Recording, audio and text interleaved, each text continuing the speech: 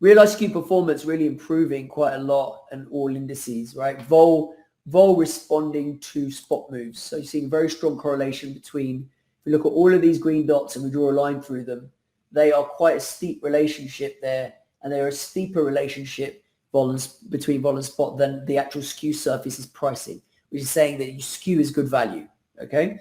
Now, the real value in skew, I believe, is on the upside, right? If the market does rally from here, then these upside calls are all going to get hammered, okay?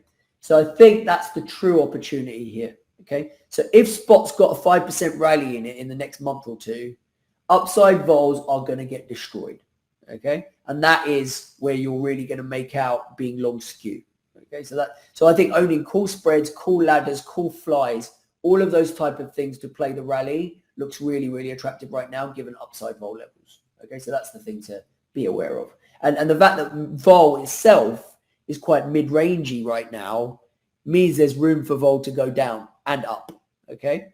It's already had a good move up. It started to get exhausted last week. But if we rally, it's got loads of room to go down. And I suspect that's what we're going to see, okay?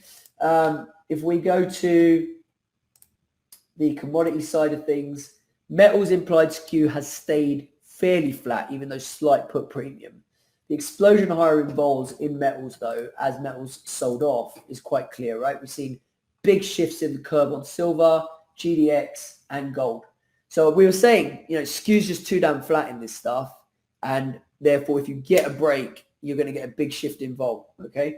And the break came on the downside, and you got that. So you've got these ridiculous skew ratios. Don't worry about the numbers. They're a bit meaningless, right? But they're just too big. But it's just because skew's really flat, and we just had this massive move in vol. Okay, looking at USO, interestingly, you got this kind of move here where vol went up first with the rally, but now vols kept going up as we sold off.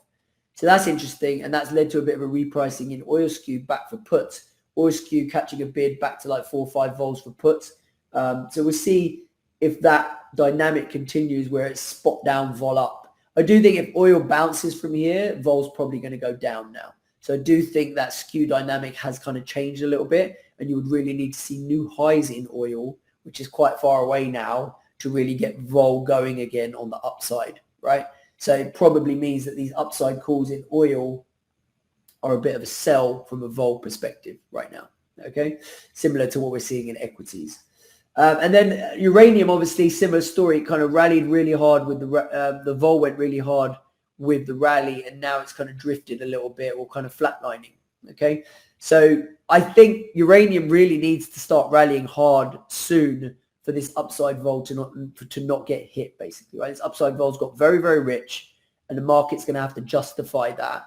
And the only way it does that is by getting back on the upside and start attacking those highs again. Is it going to manage it?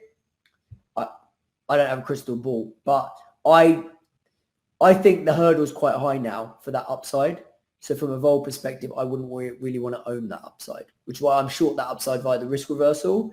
And I think that is kind of the right way. And I'm also short vol in the iron condors in uranium. So I think being short uranium vol is actually an okay trade here, even though historically it's been moving. I think vols look quite rich here. Okay. That's where I'm at in terms of commods. And then if you look at sectors, realizing really well again, the skew similar to broad indices, but TLT got high numbers here as well. So again, look at the upside. The upside on TLT is up here. And last time we were up there, look at where vols were. So you've just got tons of downside in upside vol on TLT. And so you've just got to, I think you have to be short that stuff. So one of the trade ideas I was saying is only at the monies in October, but be short your amount of December against it on the upside in the 90, 92 area. Because if we go up there, that December vol is going to get crushed. And you've gone through your strike on the October, and that trade's gone intrinsic and it's lost all its time value, right? If you don't understand what I mean about time value and things like that, our beginner course is the place to go. We've got one coming up later in October. But basically, I think if you agree with me that vol and skew in TLT are too expensive, they've gone too far, it's basically signaling a tactical bounce. I actually think a nice way to play that bounce is to own October at the money vol, at the money calls, and sell multiple upside in December against it, And that's your long delta, long gamma, and short vega in that trade. And I think that trade will work really well in a bounce, basically. Okay. It was in my trade idea either on Monday or Tuesday this week.